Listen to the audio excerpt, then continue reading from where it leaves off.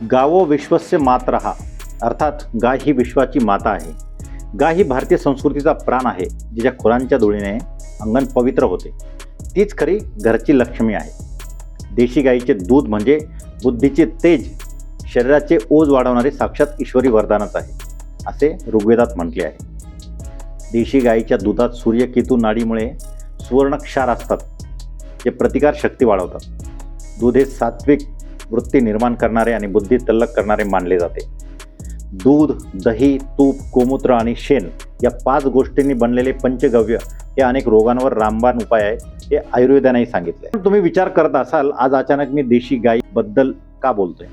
कारण आपल्याला आज जे गेस्ट लाभलेले आहेत त्यांनी गेल्या 5 वर्षांपासून देशी गायीच्या दुधावर आणि तुपावर तसेच त्याच्या बाय प्रोडक्टवर प्रचंड असा अभ्यास केला आहे. शिवाय ते स्वतः देशी गायीचे पालन करून दुग्ध व्यवसाय देखील करतात. मार्केटमध्ये मिळणाऱ्या तुपात देशी गायीपासून मिळणाऱ्या तुपात काय फरक आहे? स्वस्त तूप कसे मिळते? त्यात काही विषारी घटक तर नसतात ना?